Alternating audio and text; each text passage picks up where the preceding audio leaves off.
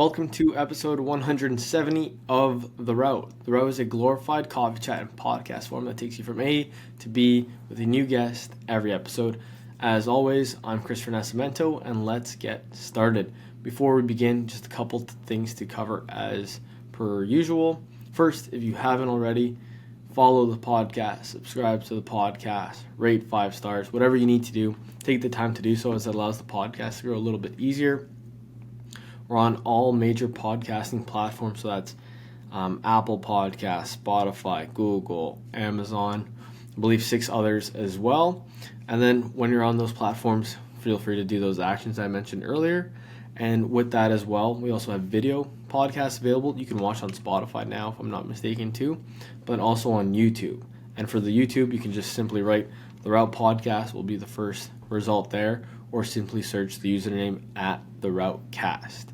And then when you're there, you can see the full video episodes on the YouTube channel, but also different clips. So you can get little tidbits in regards to what that episode is about and what types of things you can maybe look out for when watching that episode. In addition to that same username, the Routecast, is available on all social media platforms: Facebook, Instagram, TikTok, Twitter, and most importantly, for what we're discussing, LinkedIn. And the reason why I say most importantly is because the other platforms give you those little clips and tidbits of who we're speaking with, but on LinkedIn you can see that, but also maybe start to grow your network, expand it or maintain it, connect with myself, the guests, or like-minded people. So feel free to do that out the Routecast, all platforms, including YouTube, and whenever you get your podcast. So check us out there. And with that now said, we can get into today's guest. Today's guest is brought to you by Pickled. Pickled is a new social and sport option coming to those in the Ottawa area. If you're interested in learning more, sign up for their newsletter using the link in the episode description to stay up to date. With that, today's guest. I'd now like to welcome someone who has dabbled in projects all over the world, from different languages to sports to property management and entrepreneurship. Now, the founder of LiveColombia, Sharon. Welcome to The Route. How's it going? Thanks for having me. Yeah, it was a beautiful day in Colombia, so I'm happy. Yeah, not too bad. I think we had thunderstorms here in Canada, so not as good as the weather, I'm sure. But yeah, let's get into how we got there. But before we do so, let's go through your route, right? That's what the podcast is all about. So where did it begin, and how did we get to where we are today? Okay, so I grew up in Toronto, and university was Western, and I was very much, I don't know if the word's traditional, but I was oriented towards, from my parents, from outside pressures. Since definitely wasn't a science kid, maybe do something in law, do something in a business setting. That was where I was directed as a young adult in university. So I went to Western. Everything went well there, and as a, I don't know, graduation present or a rest between starting work, I took a trip to Central America with some friends for a few months, starting in Mexico, ending in Colombia. So we started with a bus ride down. We flew into Mexico City, took buses all the way through Nicaragua. Well, I think it was Guatemala, Belize, Nicaragua, Panama, and then we ended up in Colombia. So that's really where something, you can say, kind of sparked or changed within me, from growing up in a very traditional or comfortable life in Toronto and having the expectation that, okay, maybe I'll enter the business world or the legal world as a safe and stable career. I kind of, on this trip at 21 years old, had, I don't know, something changed within me. I was able to see that there's other ways of living life, of enjoying life, of experiencing things. And it was my first time traveling like that as a backpacker, without your parents with you, really left to your own decisions. And from the main thing that I took from it, and I carried I carried that with me all my life, is the idea that A, change is good, and B, if it's changing cities, not having a set schedule. Some days you're feeling great and everything's working. Some days nothing works and the food's terrible. it's understanding that there was something out there that I never experienced before, but it spoke to me. So that was the first kind of mental switch in my life, that or light bulb that came on and said, you can do something different if you really wanted to. So um, that was a, we'll call it a life changing or very important event when I was about 21 years old. Graduated from Western with a political science degree, and had it in my head that maybe law or business was my future. At around 24 years old, and again, I also had a sports background. I loved baseball and basketball, and I thought maybe I can do something with that. And okay, it's not a legal career, but sport management was something that sounded nice. So that led me. Uh, I did an application process, and I ended up very fortunate to be. I ended up in the University of San Francisco, and I moved there at 24 years old to get a sport management degree, a master's degree in business of sport management. Now, the best thing about that, San Francisco, I haven't been back in about 15 years, but at the time, this is in 2004, 2005, just a gorgeous city. Just it was the most special place to live for me. I ended up it was a program where you would do school in the evenings, and you would be free during the days, and it was a little bit flexible, the school part, to work internships. They really really pushed the idea of getting work experience.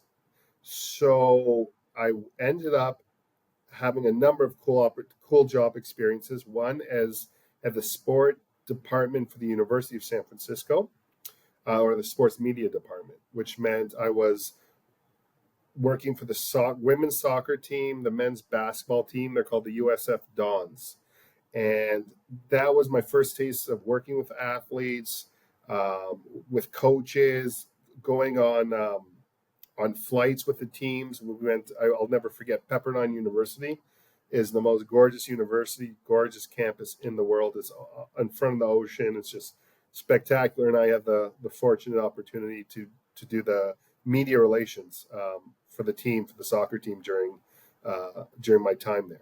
Another experience I had in San Francisco, I worked a scoreboard for the San Francisco Giants. So, and the best part was, as a baseball fan, Barry Bonds. That was the year he hit. I think he eclipsed Babe Ruth and Roger Maris. I think that was the year. So that was a big deal. That was a lot of pressure on me just as a scoreboard guy, but it was super cool being in that environment and that experience. Got to meet a lot of wonderful people, and I was really living a special experience in San Francisco. And my final internship was at its time, it was called Fox Sports Bay Area.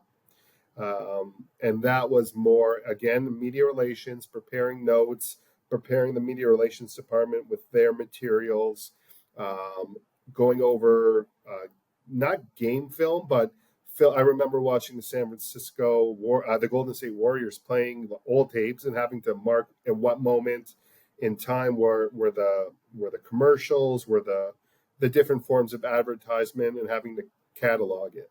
So I had 2 phenomenal years in San Francisco where I got real work experience, met a lot of great people, got my master's degree, and I should say that the thesis that I wrote that year was on baseball in Latin America. That was something that always was very curious to me.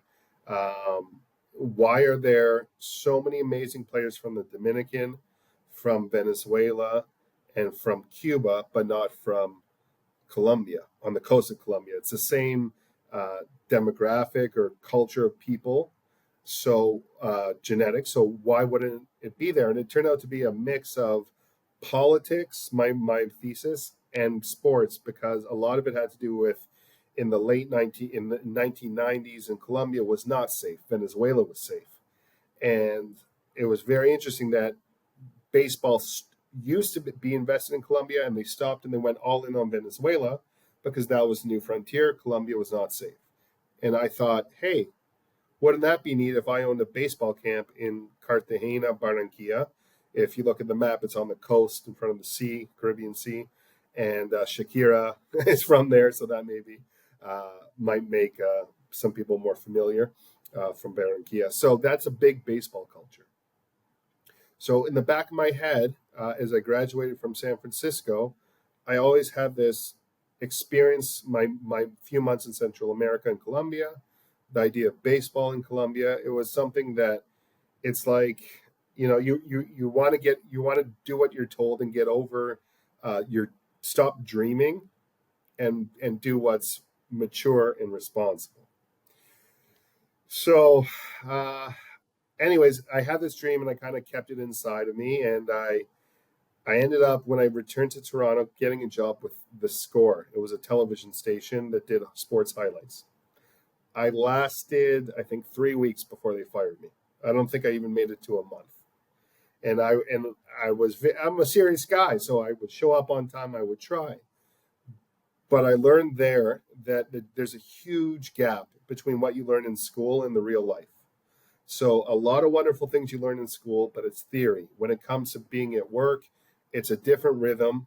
It's a different set of expectations. People aren't there to hold your hand and to tell you good job, or they don't have time to really sit down and explain what you want, what they want.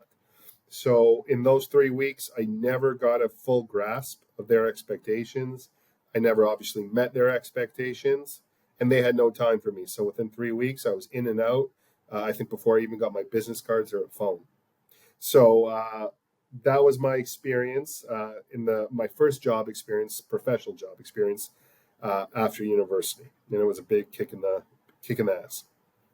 So I ended up thinking, all right, I have to do something responsible. Sport management, that career is not going to happen.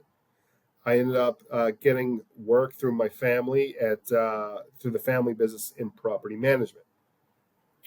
So that involved condominium management and some commercial management, which meant you have to deal with people all the time. People have various issues, from paying maintenance fees to complaining about quality of cleanliness or garbage removal, snow removal, water leaks, noise complaints.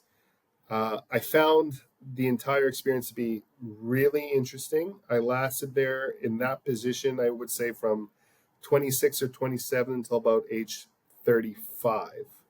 And every year it's like with every year I got a little more experience, a little more involved in property management. And then once I hit the peak, 3 or 5 years in, I said, this job is hard. Not only hard, it's complicated. I don't feel gratifying. It's not gratifying. It's not a future I see for myself. So I committed about 3 to 5 hard years of my life. I gave it everything I could. And it was, as I look back, working in property management was the best thing ever and the worst thing ever. The best thing because it is so important in your career, and especially when you're young or young-ish, to get kicked in the teeth a little bit, to sweat, to work hard, to hate something and to have to follow through with it, to get screamed at, to get told off, to not that you came home in tears, but you don't feel great about where you are and what you're doing, but you don't have a choice. And even though I was learning a lot and how to time manage, how to people manage, how to manage budgets of a couple $1 million, the whole experience was both the most difficult and the most important and valuable.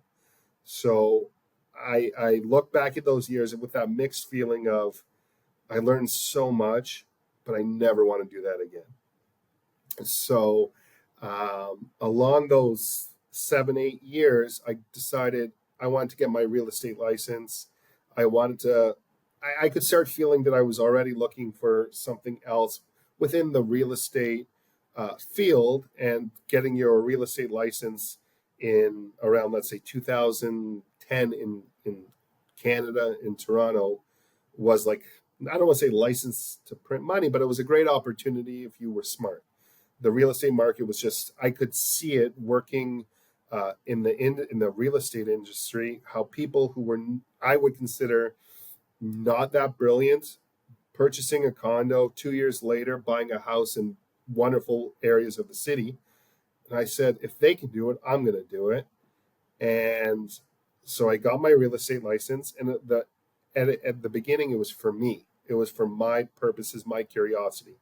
Meaning, I sold the condo I lived in, and I decided I was going to renovate a house. So I sold the condo I lived in, and I bought the ugliest house in Little Italy in Toronto that I could find. And I lived, again, talk about getting kicked in the teeth, but gaining the experience.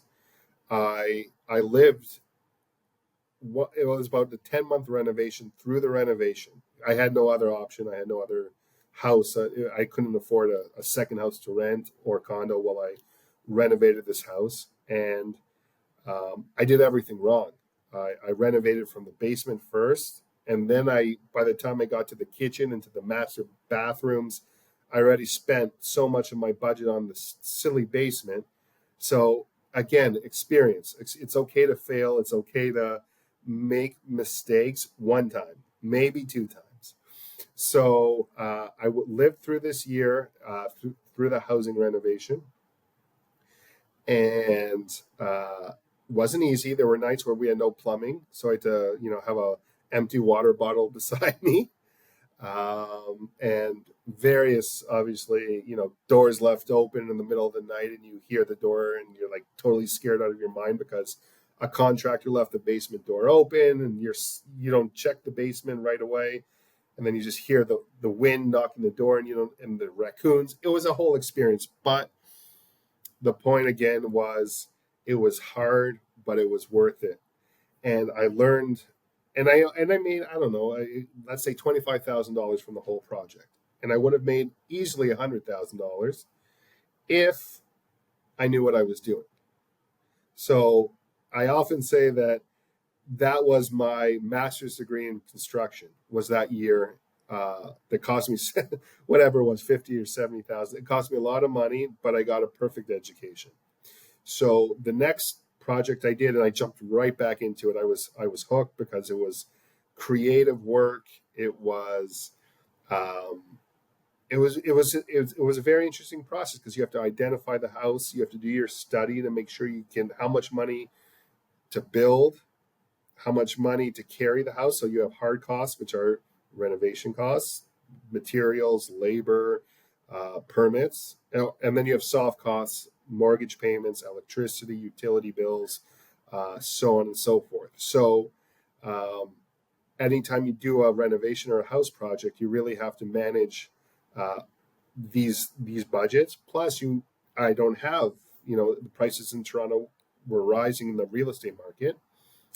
So all of a sudden, a house that I started buying at 500,000-600,000 when I entered the business started costing 800,000, and then $1 million.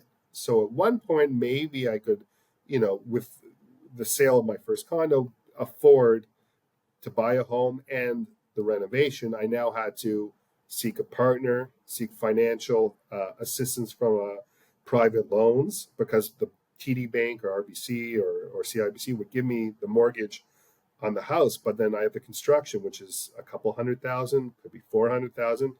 I needed a second way to receive that money. So you're going into private lenders, which is an education, like every education I've had in my life, kicked in the teeth. You're paying more than you should. I didn't shop around well for the right lender, or they took advantage, or then you find the right guy who wanted a partnership that really saw a future in this business.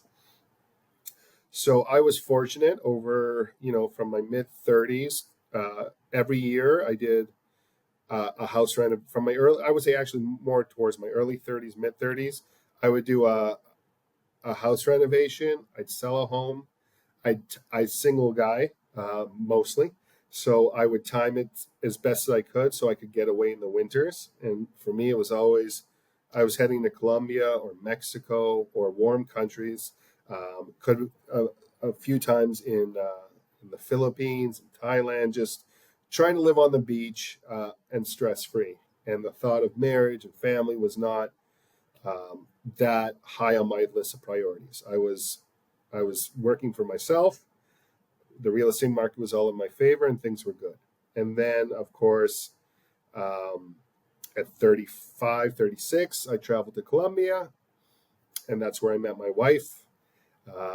As these things happen, and that really has bonded me with the country in ways that are obvious, but it's definitely I have a certain it's a love affair with the country as well, because it opened a lot of doors for me. So I ended up, as I say, starting with a girlfriend. We got married, and I started living this like dual life between real estate in Canada and my wife, and then eventually my wife and baby in Colombia.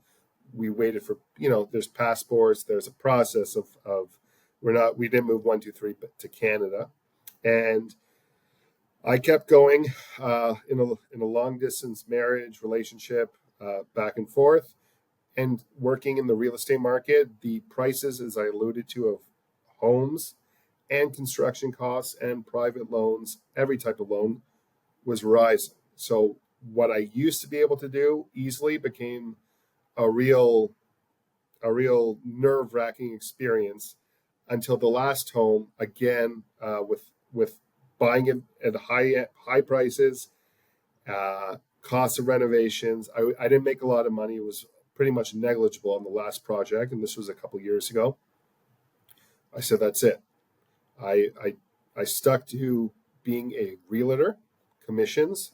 That went well, and that was going well, and that was fine. But my life was pulling me south. So 3 years ago, in 2022 or 2021, we moved full time to Colombia. That was it. I kept a half a foot, not even a full foot, in Canada doing real estate work, but I sold my home. I stopped investing my time and effort in producing new clients or looking for new clients. I said, I'm moving to Colombia now. I have to build a life for myself here. And that's where the Live Colombia opportunity came. So it sounds like a ping pong between real estate and sports industry.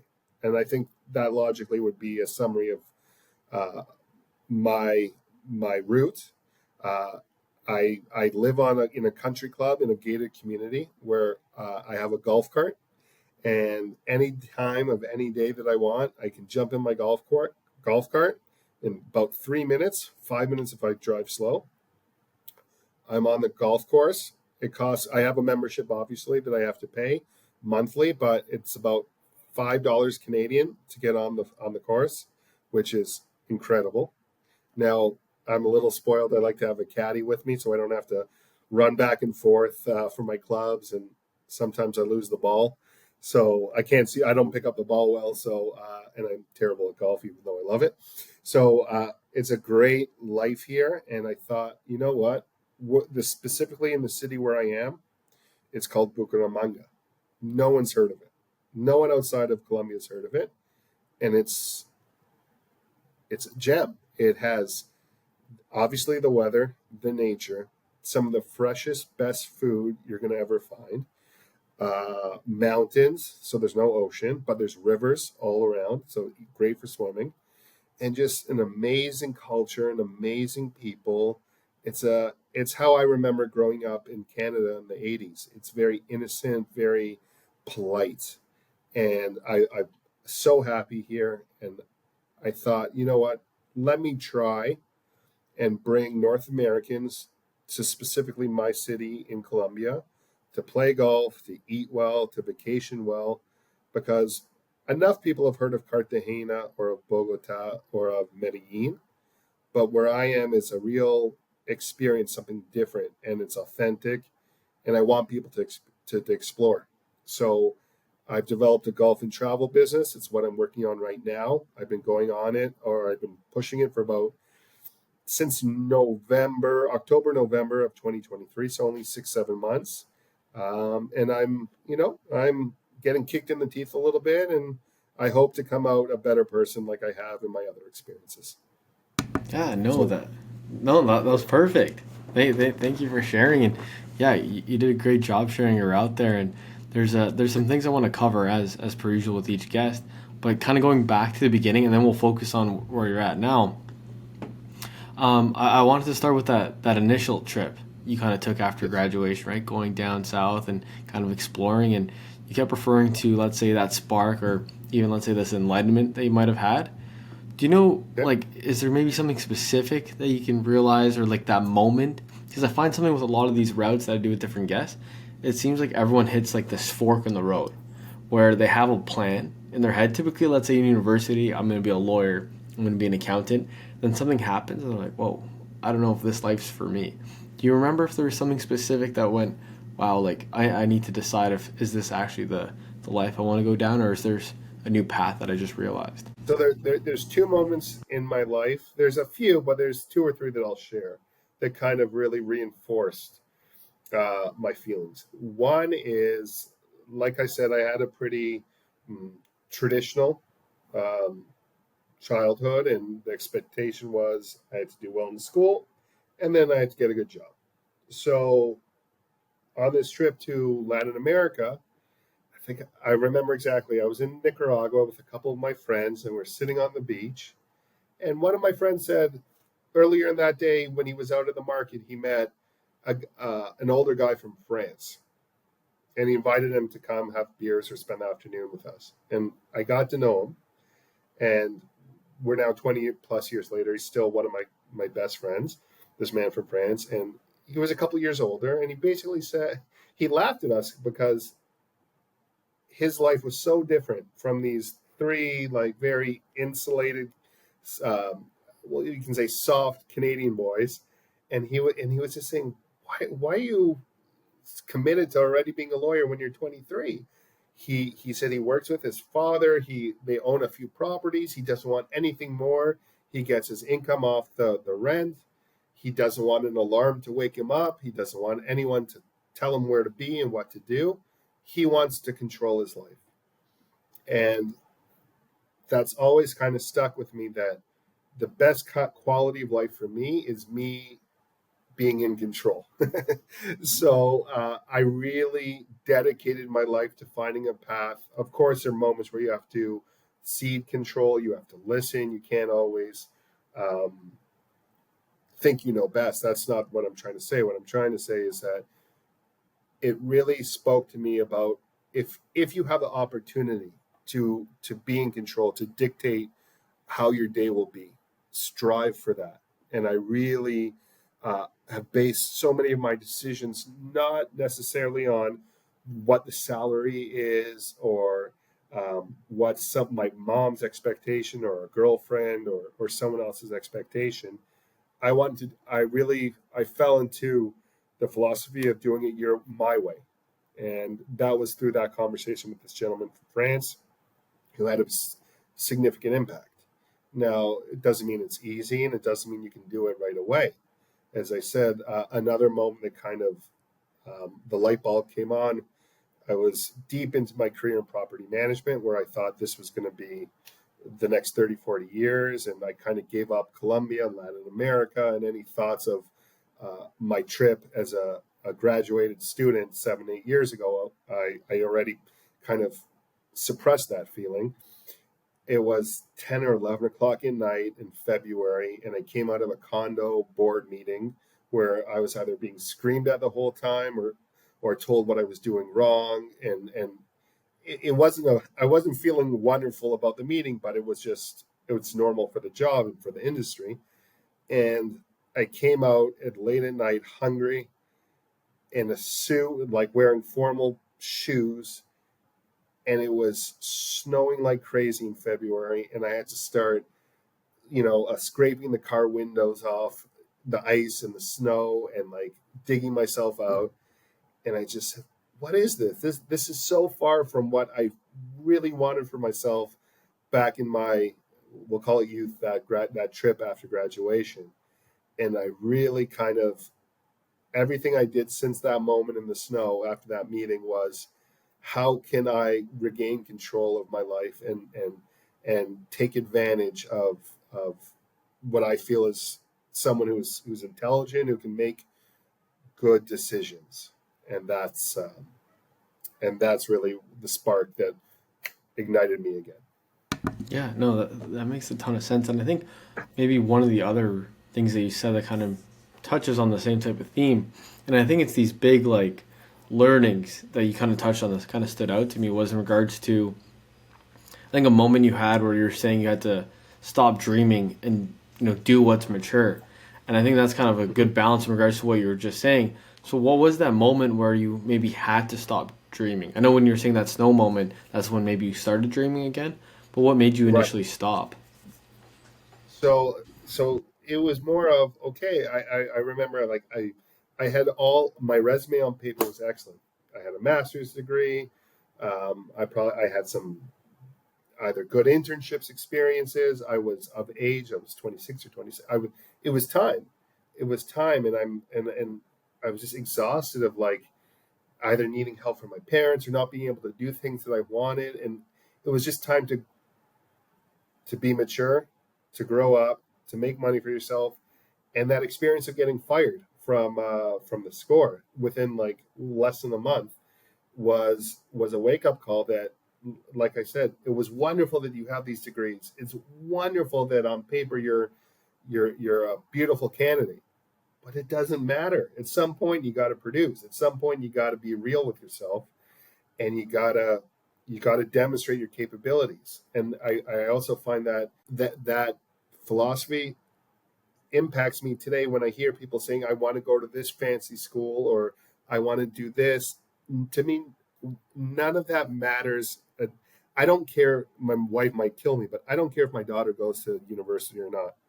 It's not important to me. What's important is, I think, the energy someone brings to their job, the motor, the desire, the the effort, and the intelligence. So I had a wonderful resume, but I had no brains. I had no actual experience. I couldn't. I needed to get kicked in the teeth, getting fired. I needed to be shoveling snow at 11 o'clock after a condo board meeting, being screamed at, being told all these things, simply to know how to be a professional, how to know how to have confidence, how to make decisions, how to live with the decisions you made. And I think everyone has to go through that. That it's not just you can read books and you can listen to podcasts, but or study on your own or study in formal training. But you have to have that, like, I'm gonna do it, I'm gonna learn. You have to open your mind, you have to really put yourself out there and not be shy and accept things. You have to give a little bit of your heart to the cause. Yeah, I can absolutely relate to that. Where the last couple of years, I was doing my own sports marketing business, ups, downs, etc., learning a lot, which was great. But then kind of getting to that same age that you're mentioning too, that 26, 27, where, you know, my big client, it didn't work out. And then here I was, do I, continue doing the risk? Do I, work for free again? Do I just operate on commissions, etc.? Where then you're kind of at that same point you're mentioning too, where like, hey, like I want to prove to people my capabilities and actually, move forward. And I think that's where you, like you were mentioning, you had to stop dreaming a little bit, but then maybe though that would allow you to then continue dreaming later on or something is what I assume. And then to kind of build on that, I think a good question to add on there, you touched on regaining the control of your life. So how did you then do that? So I know you mentioned you had to then get kicked in the teeth a bit, but what allowed you to then regain that control? I think in the first part, one thing that is important, everyone's financial situation is unique and different. So where there was a moment where I had to quit dreaming and I had to start making money to pay rent, money to eventually buy a place.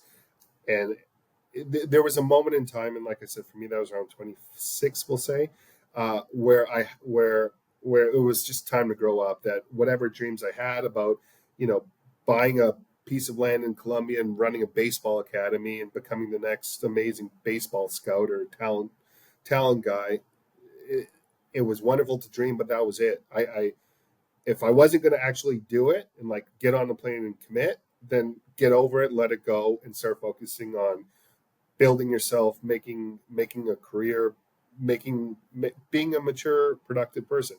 So there's a little bit. You have to be realistic too. Dreaming is totally what I'm all for it, but there's dreaming and there's head in the clouds. So you have to really balance that because you got to eat, you got to be independent, and then so that's definitely a big part of it. And remind me what was the second part of Yeah, your question? the second part was just going back to I think you were saying earlier where obviously you had to maybe grow up and stop dreaming for a bit and move on with your life, but then you gain those experiences and then eventually you want to regain that control, right, where you could live that life that you once desired. So how did that process look like to kind of start going down that path again? So again, like I don't know if I was smart or if I was lucky, but I really, my instincts and my experience told me that the real estate market is um, where I need to put my focus. So again, I don't know if I was smart, but a lot of the projects, a lot of the investments I made at that time, and I was aggressive. I as soon as I sold a property, I like any profits I made went right back into buying another property and buying another property. So I was always trying to like conquer and divide. And that, as I said, worked out amazingly for all real estate investors in Canada and Toronto in 2010 to 2022 or whatever it was. So that was my almost covered my entire 30s and into my 40s. So um, I don't know if it was luck. It wasn't because I'm brilliant or anything, but it was also I had no fear. It was just me. So I could afford to lose. I could afford to win. I could afford to gamble. And I went in. I went hard after the real estate business, the real estate market, and I was able to come out the other end successful enough that I could say, okay, I now fast forward down the line. I now have a family, so I don't, and the real estate market is no longer what it used to be. So I had to change gears in that sense for a next level maturity, but just gaining a little financial independence was helpful in regaining my life, taking a risk that was smart or lucky, but I didn't stay fearful or I wasn't timid. I was okay to fail. I was okay to um, for whatever would happen. I wasn't afraid of change. All those things kind of maybe it's being naive or innocent or whatever, but um, I figured now or never when I was in my 30s and really hard into the real estate market. It did work out. It was, I would say, a little bit smart decisions and smart analysis. So, yes, luck, but luck also involves a little bit of correct analysis. So, again, listen, I'm struggling right now as well with the Live Columbia and the golf. I love it. It's not easy. I'm starting again at zero. Good days and bad days, and but the point is, I believe in it enough. I'm committed to it. I do have my days where I have to think about is this real? Is this gonna be everything I thought it was? So it's always follow what's important to you, what you love, and do it with all you got. Because if you believe on, bet on yourself, believe in yourself, all those cliches are true. And don't let people say no. Everyone says no to you. Everyone says, "What are you doing? Why are you doing this? Your background's in real estate. You were successful in real estate. Why are you doing golf? You suck at golf." But I love it. I really feel that if I love something, if I try hard enough, it should work. And if it doesn't, yeah, I'll go back to real estate. I can do a project here. I can do something there. And again, maybe it's making smart decisions. I'm not buying a restaurant. I'm not spending all my savings. I'm starting a golf and travel company, website, promotions, Instagram, bringing an influencer or two down, but the costs are controlled.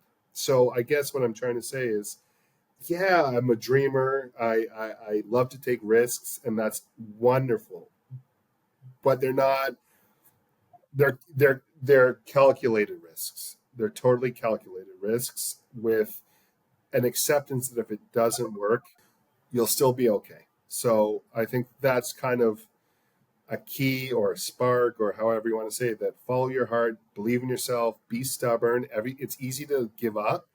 People say no all the time to you, but believe in yourself and have a little bit of realism and and a little bit of an idea of, okay, if this doesn't work, what comes next?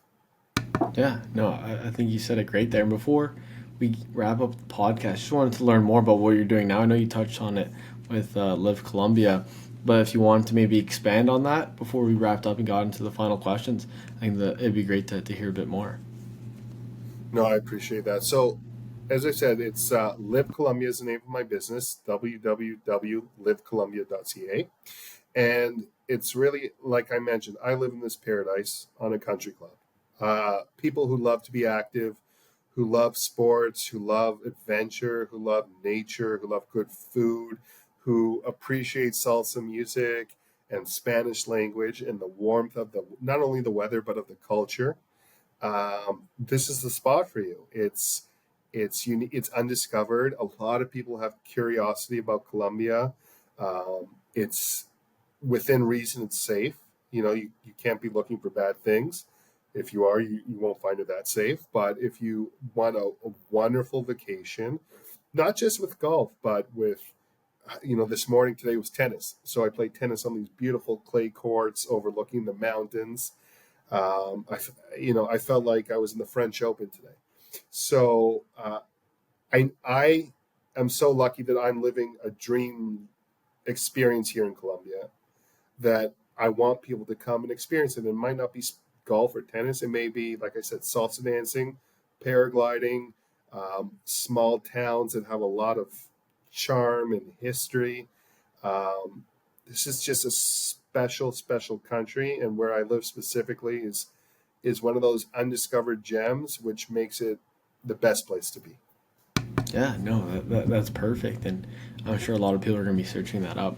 And I guess to wrap up the podcast, I like to do this with every guest at the end, just put a nice bow on it. So we went through your whole route to date so far, and I like to say this is what, episode 170. Probably have said this 170 times now. I'm going to be on a rocking chair. I'm 103. Think about all the cool things I've done in my career so far. If I put you in that same position, so 103-year-old Jordan on a rocking chair, thinking about everything you've done in your career to date so far, what's maybe one story that at that age you'll still be able to remember and be like, wow, I can't believe I did that for work at one point in time? One story or one experience that I will remember. Hmm. You know what? I think I experienced it only a month or two ago. Uh, I One of the challenges in this new business is selling a city that people haven't heard of. So I decided to expand the cities I'm offering, and one of them is Bogota, the capital of Colombia. So even though, yes, it was with my money, but like it was a business trip, very serious stuff. I went to Bogota. I played in 4 different courses. Um, Went to some amazing restaurants to learn about them, to experience them. I ended up playing it. One of the reasons was it was a golf tournament where I ended up playing with like a bunch of different baseball players, and the whole thing kind of like encircled, or it was a full circle moment where I was in a country that obviously has been special to me for 20 years in Colombia, with sports that I love in golf and baseball. It just happened to be a baseball tournament there, so that was special and unique.